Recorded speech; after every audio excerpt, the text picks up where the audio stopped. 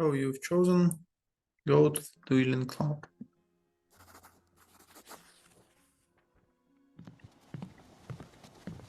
You march down the streets towards the dueling club, which is located in a main house decorated rather modestly on the outside, but lavishly on the inside. One of your newfound friends nods to the servants and they let you in. The rooms are stuffy, noisy, and filled with tobacco smoke. The sitting room is enormous. In the center is an arena, encircled with wooden railings. Two young nobles are fighting there already. You take a glass of wine from a servant and watch the fight from one of the many soft chairs. You cannot bear a sword yet, but nobody says you cannot watch. As soon as a dueler is wounded, the fight ends. But the way they fight still makes the audience gasp and scream in awe. When a duel is too slow to dodge, the duel ends with a bright red line cut through his sweat-soaked white shirt. The thin fencing swords cut through the air so quickly you only see gleams of flesh and steel, like lightning in a storm. You do your best to remember all the fiends and tricks you see tonight. They will come in handy when you earn your own sword.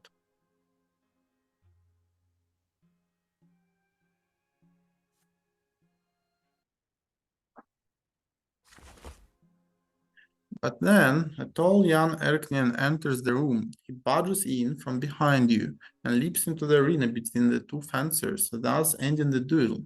He bears a coat of arms with grief on. This Erknian hails from the great dynasty of Orgrief. The Erknian's voice booms as he challenges everyone in the audience to a duel. He sneers smugly. If you consider yourselves nobles, then how about you face an Erknian lord in honorable combat? No one moves, no one dares to step forth. A duel with Erknian is suicide, especially if that Erknian hails from one of the great dynasties. Such a duel will end with a blessed death at best, or with a true death through trial and execution at worst. Everyone knows the punishment for spilling blue blood, and so everyone remains silent. The Erknian grins. So, humans are cowards, he says. You will never be true nobles if you are never ready to risk a lesser death. Then Erknian honor and tradition is not for you, and war is not your domain either. For human nobles, but a mockery, gathering of animals dressed to resemble higher beings. I'm sorry, here I guess should say like that. So, humans are cowards, he says. You will never be true nobles if you're never ready to risk a lesser death. The Narknian honor and tradition is not for you, and war is not your domain either. For human nobles are but a mockery, gathering of animals just to resemble higher beings. Man leaps onto the arena. He is tall as a tree. He is a pock-marked face is white with rage and covered in scars. There are whispers of reverence in the audience. This is Math Ferasti, the owner of the club. He has accepted the challenge for the honor of all human nobles. He has yearned to find an Erknian all his life. Now is his chance. The duelers salute each other and Sir Ferasti begins the attack. A lunge, a jab, another, and then another. Young Erknian deflects each attack like he knows his opponent's every move. Sir Ferasti's eyes twitch with tension. The owner of the club lunges again, but the Erknian deflects his sword and rips the weapon out of the human's hands. Math Ferasti looks at the Erknian in confusion and bows his head in recognition of his defeat. The Orgrief youth flashes a proud superior grin. His fencing sword lifts the sleeve of his defeated opponents. It bears 3 black marks of lesser death. Now the young Erknian eyes Sir Ferasti with a mockery of sadness and compassion. Why, it appears the poor over-eager ex-commoner is on his last life. Ferasti shudders. He asks the Orgrief youth to be so kind as to spare his life, nobleman to a nobleman. The Erknian's face grows dark and grim. His sword stabs deep into Ferasti's chest. Then the Orgrief youth speaks, loud enough for everyone to hear. He is the only noble in this hall, he says, and everyone who saw this must forget the dueling club ever existed and leave this place never to return. The nobles scowl, dress reluctantly, and leave with quiet resentment. No one dares to defy the Erknian openly. The noble Gavin disperses outside. We return to a lodging house, lost in thought. Merkmen stand far above humans. They do not care if you are a commoner or a high-ranking noble. In their eyes, you are only a human. It seems there is nothing that can readily oppose Arcane power. They are the masters of this world, and humans are pale reflections of them at best.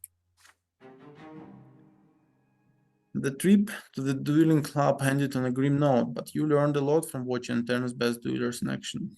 You recalled their lunges and blocks before you sleep rather than that of the dueling club being murdered in cold blood. Good, good. Now we are seasoned for a warrior, not just mediocre fighter. That's good.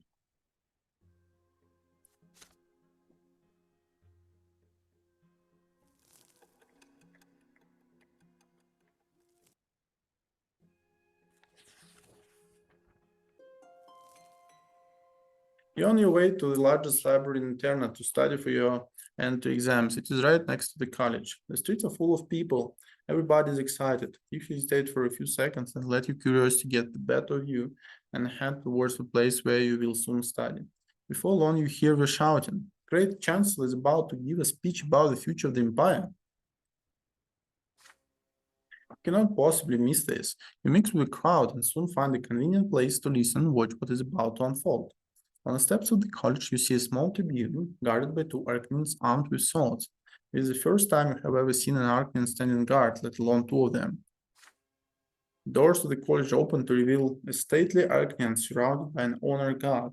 It is he, Cornelius Tempest, great chancellor of the empire, younger brother to the emperor himself. He heads for the tribune and casts a look at the square. It is full of people in awe and utter silence. Long ago, humans witnessed the Arcanians' arrivals. The two nations built the empire side by side.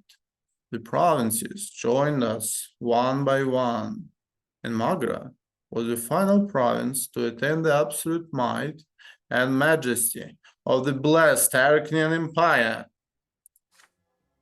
Yet, there was another great event long before that. 1,000 years ago, the twins had graced us with their presence. With their arrival, the twins granted us their will. They showed us their love and their law, and they granted us knowledge of what awaits us in the hereafter. They chose the dynasty of the Tempest to rule the empire, and from that day forth, our dynasty has ruled this land, ordained by the gods themselves. However, it is our duty to the twins not to seek power for power's sake, but rather to lead the empire to further prosperity. And so the Great Imperial Council is soon to review and adopt a new set of laws called the Creed. Under the Creed, all estates will be granted rights. Under the Creed, there will be one law for all imperial citizens to obey, human or Arcanian, from the lawless commoner to the emperor himself. The strife among these states will end. A single law will resolve all of our quarrels. Glory to the empire!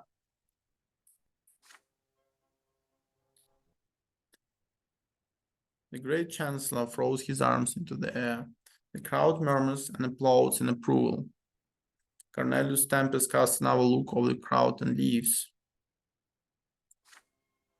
The crowd disperses. The sounds of agitated discussion are everywhere. Is it true that the emperor's dynasty seek to grant equal rights to all estates? What will happen to the empire then?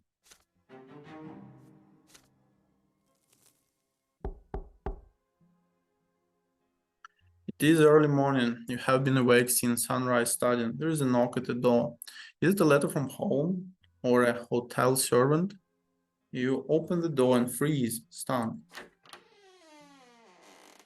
Hello, Brante. Before you stands Sophia, the girl who used to live next door. She's all grown up now. She looks so different, but you would always recognize those blue eyes no matter what. You gesture for her to come in. Sophia enters the room, glances around, and sits in an armchair. You are the girl you used to know as you sit across from her. But the young woman you see now has little in common with the girl you used to know. There is a cold steel in the way she looks at things. Her hair is cut short. But what is she doing here? I can explain. I've been living in Interna for a long time now, ever since I ran from anxiety. I heard the other day that you left for your capital to get into the college. So I found you, and here I am. You ask how Sophia learned about your arrival and where you're staying, but she answers your questions with an enigmatic smile. We'll get to that later. Right now, I want to see how much you've changed since we last saw each other. As for me, I've changed a lot. I'm a whole different person now. You look away as you recall your previous encounter back when Sophia ran away from her Arcanian master. Sophia chuckles as she continues. Would you like to know what happened next? I traveled through the entire empire alone. I had nothing. My journey ended only when I reached this place, the capital, with all its important people and events. This is the heart of the empire. It's a place where I can make a difference. I've made friends here, found people I can truly call my family. I've even got an education of sorts, and I have a purpose now. I fight against injustice. I fight against the lots. I fight those who treat our lives like mud on the pavement. And no, I'm not afraid to tell you that. I came to you for a good reason. I need help. I know you. I have faith in your good heart. And besides, this is also about the Imperial College you want to enroll in. There is a scholar there by the name of Bartholomew Dexter. He teaches natural sciences at the college. Dexter is an old man, but he is quite progressive. He'll stop at nothing to advance science and acquire new knowledge. As you know, only second-generation nobles or above are allowed to teach at the college, but Dexter, he is a commoner. He forged his patent of an ability to get a position at the college. But the secret chancellery recently learned of this. Dexter is about to face true death for this forgery. But how is that justice? A man wants to teach people, and for this, they're going to take all his lives? They're going to punish him for the crime of being born in the wrong state? It's evil and obscene, and I will not stand for it. Dexter deserves to be rescued. But I don't want to put anyone in danger, so I need your help. You are from a rich family. You are almost a noble. If you help me get Dexter out of the city, nobody will suspect anything. No one will know, and the scholar will live on to continue his research elsewhere, far away from the secret chancellery. Will you help me?